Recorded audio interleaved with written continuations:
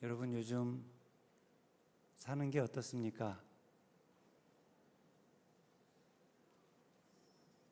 좋고 감사하고 기쁘고 행복할 때도 있지만 늘 그렇지는 않죠. 때로 힘들고 어렵고 속이 상하고 갑자기 속에서 분노가 막 끓어오를 때도 있고 또 시기와 질투가 생길 때도 있고 그리고 괜시리 마음이 불안해지고 우울해질 때도 있을 겁니다. 그렇죠? 왜 그럴까요? 왜 마음에서 갑자기 분노가 생기고 화가 생기고 신경질이 나고 짜증이 나고 원망이 되고 불안이 생기고 이런 일들이 왜 생길까요? 뭐 때문에 그런 일들이 생길까요? 우리 마음을 그렇게 힘들게 하고 괴롭게 하는 것이 과연 무엇일까요? 사람이 언제 마음이 가장 힘들고 괴로울까? 연구 조사를 해봤더니 사람이 가장 심한 괴로움을 느낄 때가 언제냐? 욕망이 좌절되었을 때라고 합니다. 언제라고요? 욕망이 좌절되었을 때. 그러니까 우리 안에서 생기는 여러 가지 부정적인 감정들, 분노, 신경질, 시기, 질투, 막 비참, 슬픔, 우울, 불안 이런 모든 부정적인 쓰라린 감정들은 사실은 모두 크고 작은 우리 안에 있는 욕망, 그 욕망들이 좌절된 것과 관련이 있다는 거예요. 그러니까 우리의 감정이 얼마나 쓰리고 얼마나 아프냐, 이것은 우리 안에 있는 욕망이 얼마나 크고 강하냐, 그 욕망의 강도와 연관되어 있다는 거예요.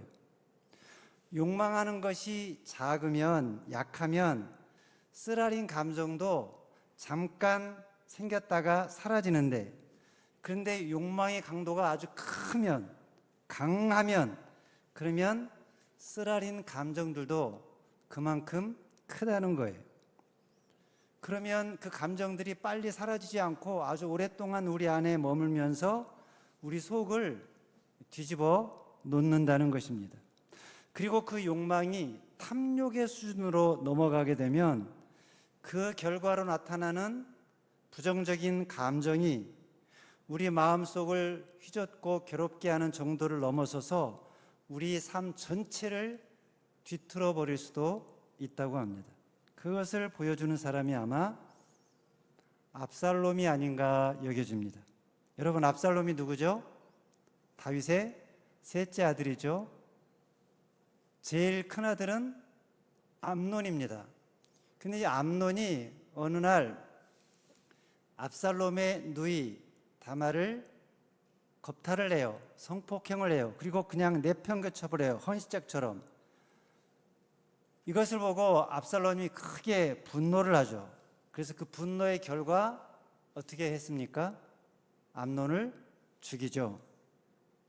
분노가 살인으로 연결된 거예요.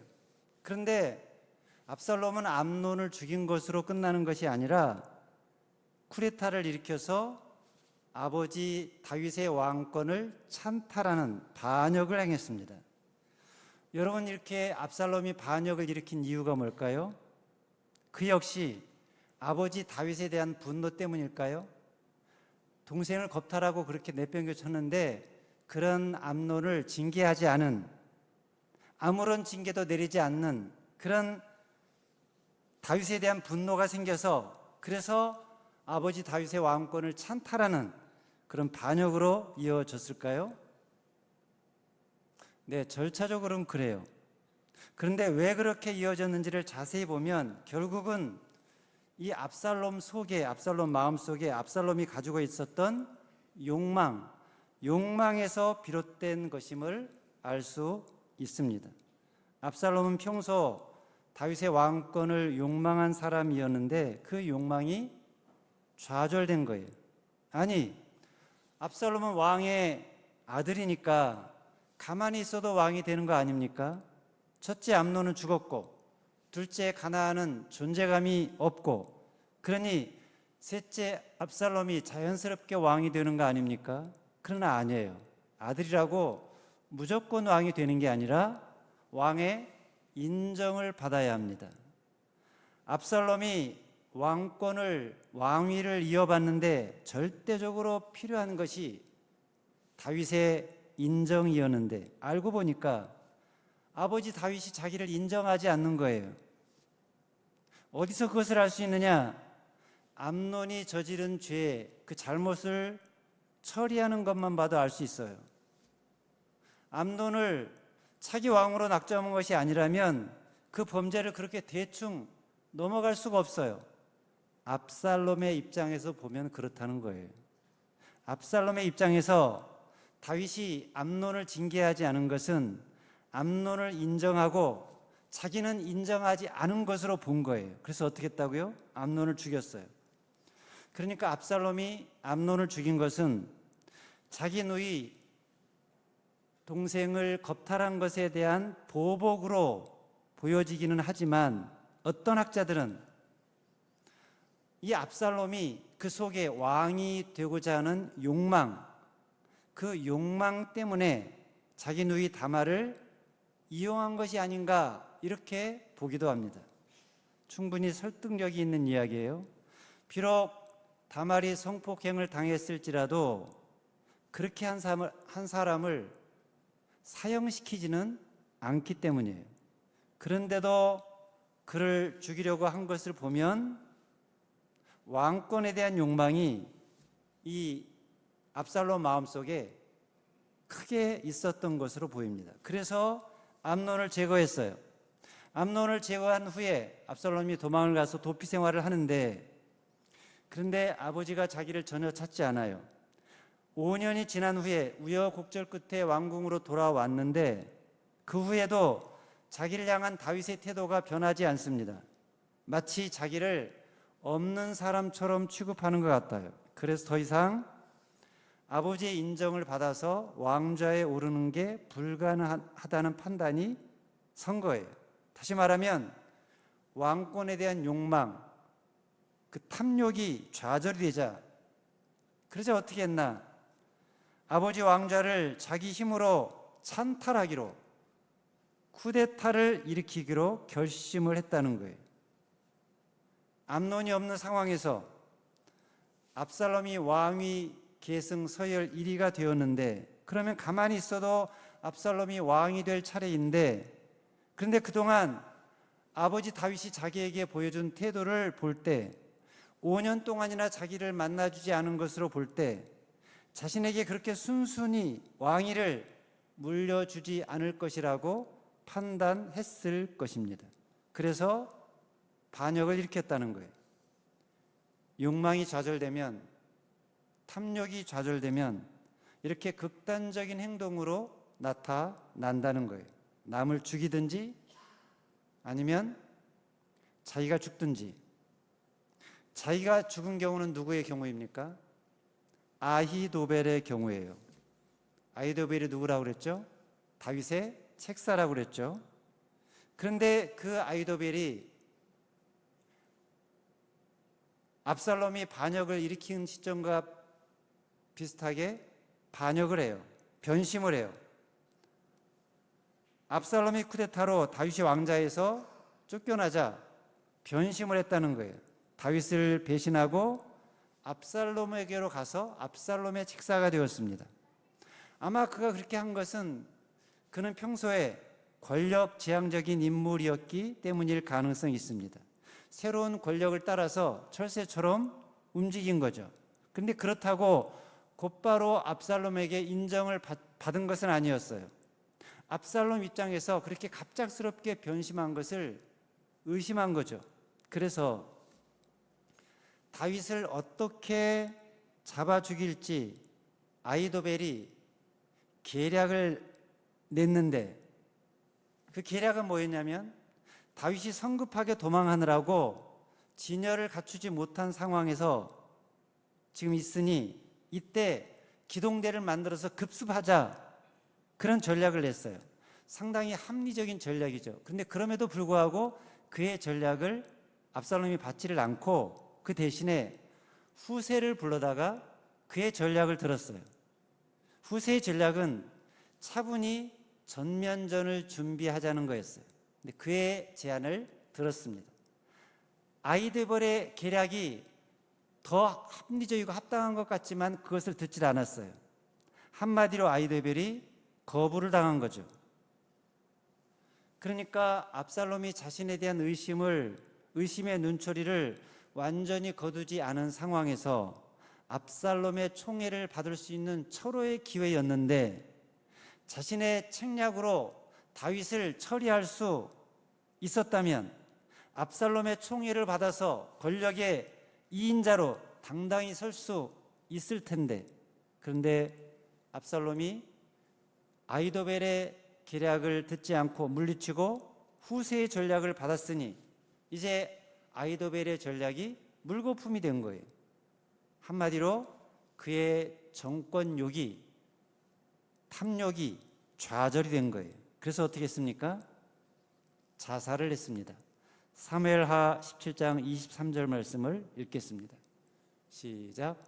아히도벨이 자기 계략이 시행되지 못함을 보고 나귀의 안장을 지우고 일어나 고향으로 돌아가 자기 집에 이르러 집을 정리하고 스스로 목매어 죽음에 그의 주상의 묘에 장사되니라. 아히도벨이 스스로 목숨을 끊었다는 거예요. 왜요? 그의 욕망이, 탐욕이 좌절되었기 때문에. 인간의 욕심이라는 것이, 탐욕이라는 것이, 욕망이라는 것이 이렇게 무섭다는 거예요. 그것이 좌절되었을 때 이런 극단적인 엄청난 행동을 한다는 거예요. 다른 사람을 죽이기도 하고 또는 스스로 자기 목숨을 끊기도 하고. 그런데 아무리 좌절이 되어도, 아무리 좌절이 있어도 전혀 부작용이 없고 도리어 빛을 드러내며 삶을 더 풍요롭게 하는 게 있습니다. 그게 뭘까요? 하나님의 뜻을 따르고자 하는 선한 의지입니다. 평소에 그 선한 의지를 가슴에 품고 산 사람이 있었는데, 하나님의 뜻을 행하고자 하는 선한 의지를 늘 가슴에 품고 산 사람, 누굴까요? 다윗입니다. 다윗은 압살롬이 반역한 것을, 그래서 예루살렘에서 궁에서 쫓겨나게 된 상황을 그대로 받아들였어요. 수용했어요. 자기가 왕의 자리에서 밀려난 것을 그대로 받아들였다는 거예요. 막 속에서 분노가 치밀어 오르고 이 분노를 어떻게 할까 한 게 아니라는 거예요. 사람이 위로 올라가는 것은 쉬워도 내려가는 것은 쉽지 않다고 하는데 다윗은 기꺼이 그것을 받아들였다는 거예요. 어떻게 해서 올라간 자리인데, 어떻게 해서 왕이 됐는데 그 왕의 자리를 어떻게 이렇게 내려놓나. 근데 다윗은 내려놓았다는 거예요. 왕권에 연연해하지 않았다는 거예요. 왜냐? 진정한 왕이신 하나님을 바라보았기 때문입니다. 그동안 왕권에 도취되어서 진정한 왕이신 하나님을 잊어버리고 있었는데 이제 다시 자신을 돌이켜서 하나님을 진정한 왕으로 모시고자 작정했기 때문이에요. 그래서 아들에 의해서 강제적으로 왕권에서 밀려난 상황을 그대로 다 수용했다는 거예요. 심지어 다윗을 조롱하며 저주하며 쫓아온 시므이의 저주까지도 다 수용했습니다. 지금 다윗에게 중요한 것은 사람들의 인정이 아니라 하나님 앞에 바로 서는 것이었기 때문이에요. 하나님의 선하신 뜻을 알아차리는 것이었기 때문이에요. 나에게 이런 일을 겪게 하신 하나님의 뜻이 무엇일까? 저런 저주의 소리를 듣게 하신 하나님의 뜻이 무엇일까? 이것을 생각했다는 거예요. 물론 다른 사람들은 그런 다윗의 마음을 몰라요. 시므이도 모르고 다윗을 반역한 아들 압살롬도 당연히 몰라요. 어떻게 할 수 있겠어요? 누구도 다윗의 마음을 알아주는 자가 없어요.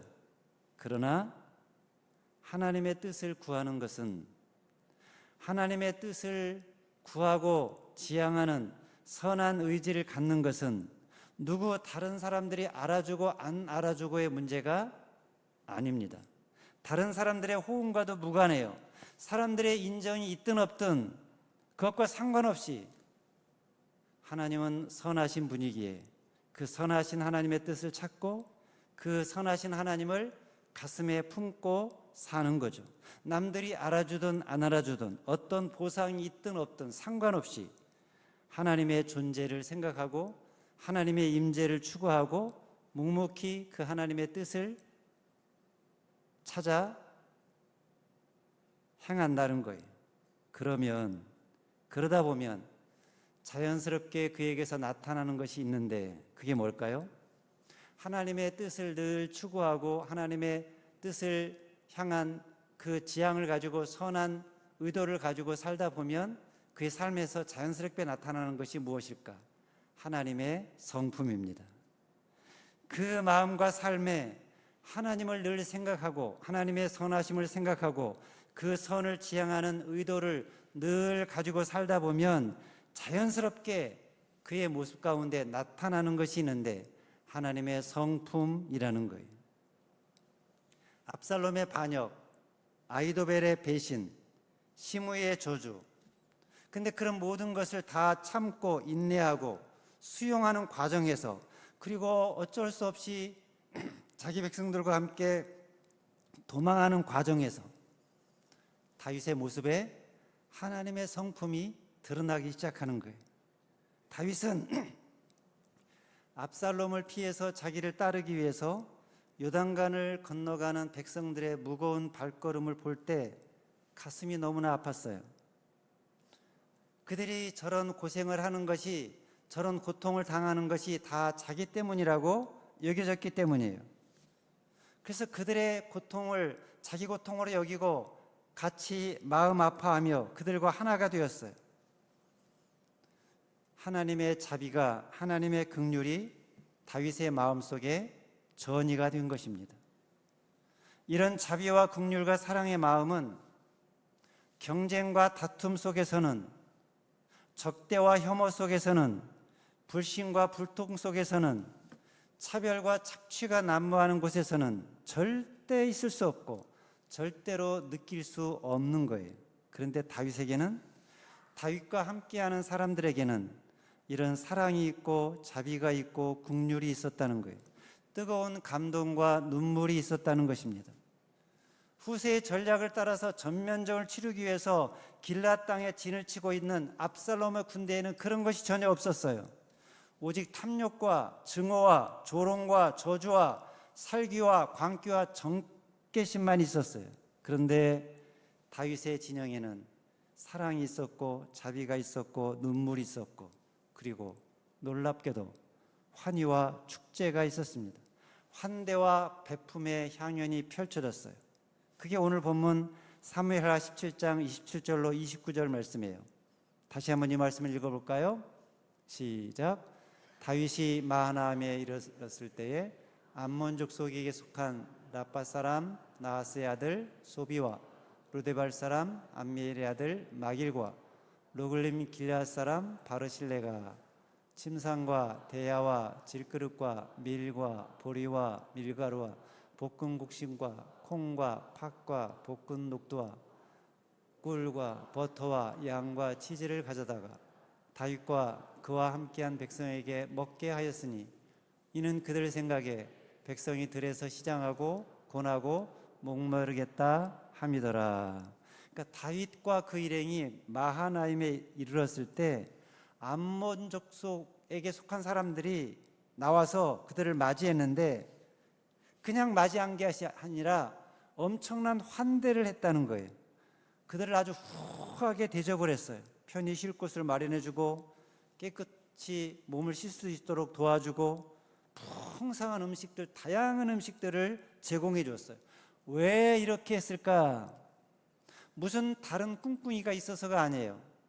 엄밀히 말하자면 이 사람들은 지금 암몬 족속이라고 그랬어요. 이스라엘 족속이 아니에요. 그러니까 굳이 이스라엘을 도와줄 이유가 없어요. 왕자를 빼앗기고 도망 나온 다윗과 그 백성들을 도와줄 이유는 더더욱 없었어요. 암몬 족속 입장에서 보면 이들은 낯선 사람들일 뿐이에요. 그렇다면 무엇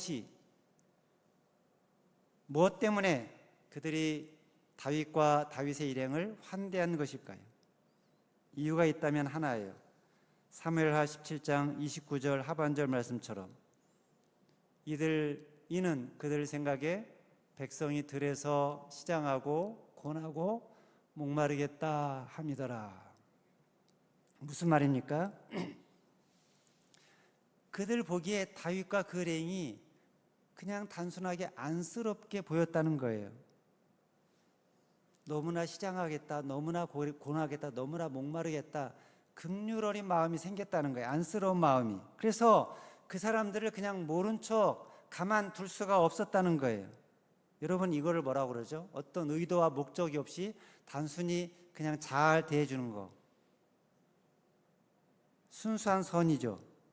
이렇게 순수한 선으로 행한 환대와 베품을 성경에서는 뭐라고 하냐면 양선이라고 합니다.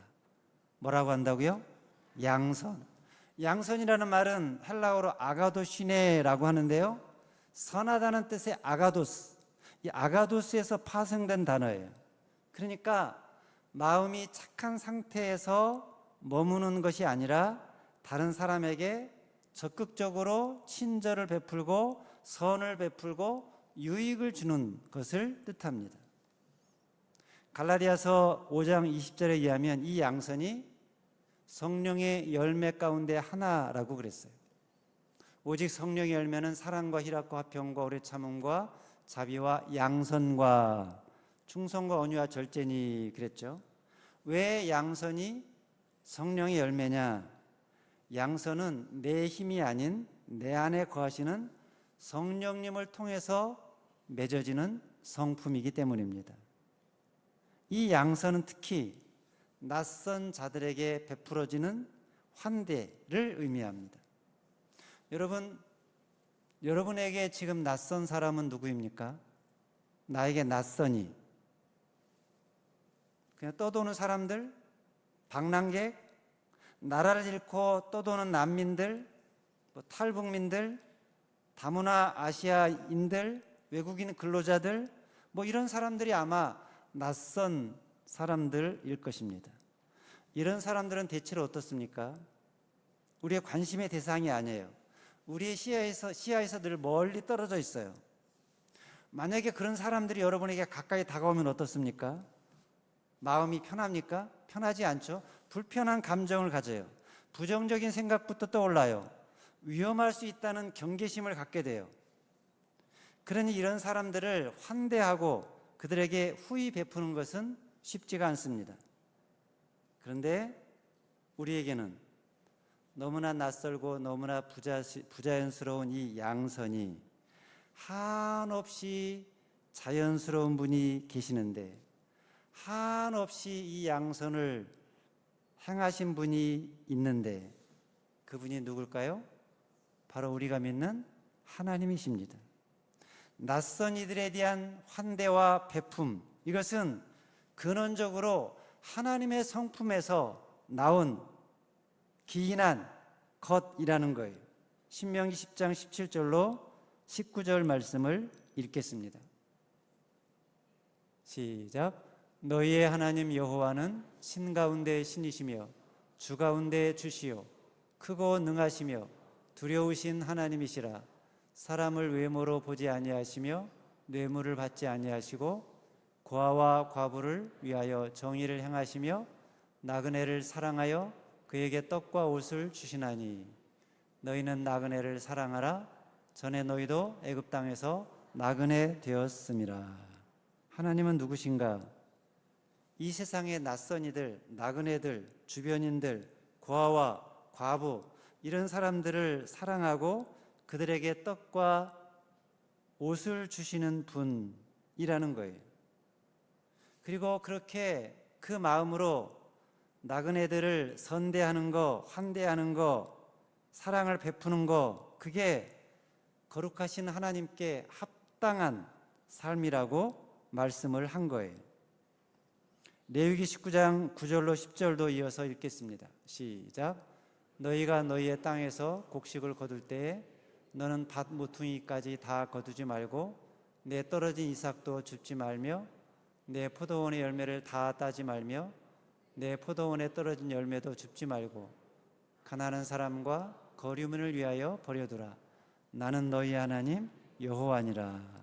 하나님의 마음에는 항상 이런 사람들이 있었다는 거예요. 나그네들, 고아와 과부, 낯선이, 주변이, 이방, 이런 사람들이 하나님 마음속에 늘 있어서 그들을 배려하라고, 그들의 것을 남겨두라고 아예 율법으로 하나님이 기록해 두었다는 거예요. 왜 그들에게 우리가 선대해야 되나? 왜 환대를 해야 되나? 왜 사랑을 베풀어야 되나? 이유를 뭐라고 말합니까? 우리도 본래 나그네 되었기 때문이라고 말합니다. 너희도 애굽 땅에서 나그네 되었음이니라. 이 세상에 나그네들이었던 우리가, 낯선 이에 불과했던 우리가 하나님의 자녀가 된 것은 낯선 이를 환대하고 후하게 베푸시는 하나님의 은혜 때문이라는 거죠. 그러니 이 하나님의 은혜를 안다면, 이 하나님의 은혜를 받았다면 우리도 마땅히 이 세상의 낯선 이들을 환대하고 그들에게 후히 베풀어야 한다는 거예요. 그게 진정한 하나님의 백성의 표시고 표지라는 거예요. 그것을 예수님이 마태복음 25장에서 양과 염소 비유로 말씀하셨죠. 자, 그 비유에 보면 낯선 이들이 나와요. 가난한 이들이 나와요. 병든 자, 소외된 자, 옥에 갇힌 자, 헐벗은 자들이에요. 이 사람들은 유대 사회에서 죄인으로 낙인 찍힌 사람들, 유대 사회 주변인들, 낯선 이들이에요. 그런데 예수님 뭐라고 그랬습니까? 그들에게 한 것이 곧 나에게 한 것이라고 말씀하셨어요. 지극히 작은 자에게 베푼 것이 곧 나에게 베푼 것이라고 말씀하셨어요. 마태복음 25장 40절을 같이 읽겠습니다. 시작. 임금이 대답하여 이르시되 내가 진실로 너희에게 이르노니 너희가 여기 내 형제 중에 지극히 작은 자 하나에게 한 것이 곧 내게 한 것이니라 하시고, 지극히 작은 자에게 한 것이 내게 한 것이니라. 예수님은 지극히 작은 자였던 우리에게, 우리가 원수 되었을 때, 우리가 죄인 되었을 때 우리를 사랑하시고 우리를 위해서 자신의 생명까지 내어 주셨습니다. 그렇다면 그 사랑을 받은 자라면, 그 은혜를 받은 자라면, 우리가 진정 그 예수님을 믿고 그 예수님의 제자라면 우리도 마땅히 예수님께서 하신 것처럼 낯선 이들에게, 헐벗은 자들에게, 가난한 자들에게, 소외된 자들에게, 병든 자들에게, 옥에 갇힌 자들에게 환대와 선을 베풀어야 하지 않겠느냐는 거예요.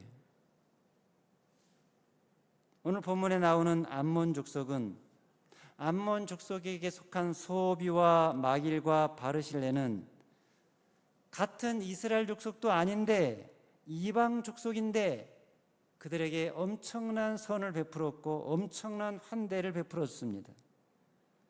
그런데 우리는 하나님의 자녀요, 하나님의 백성이라고 자처하는 우리가 하나님의 본성인 양선을 행하지 않는다면 너무나 황송한 모습이 아니겠느냐는 거예요. 그러므로 우리도 말로만 사랑한다고 하지 말고 행함으로, 삶으로, 무엇보다 낯선 이들에게 무조건적인 선을 행함으로 선이신 하나님, 하나님의 양선을 생각나게 하는, 성령님의 양선을 보여주는 그런 사람이 되자는 것입니다. 정리를 하면 압살롬처럼, 아히도벨처럼 욕심에 이끌리지 말자. 욕심에 이끌리지 말고 다윗처럼 선에 이끌리는 삶을 살자. 그 마음에 선한 의지를 품고 살면 어떤 문제가 생겼을 때, 어떤 어려움이 생겼을 때, 어떤 배신이 일어나도 마음에 동요가 일어나지 않고 하나님을 바라보며 오히려 선을 행하는 자가 된다는 것입니다. 그래서 그 삶의 모습에서 하나님의 성품이 드러나는 사람, 그 모습을 통해서 하나님을 발견하고 하나님께로 사람들이 오게 만드는 사람, 그런 삶의 주인공들이 저와 여러분들 되시기를 주님의 이름으로 축원합니다. 기도하겠습니다.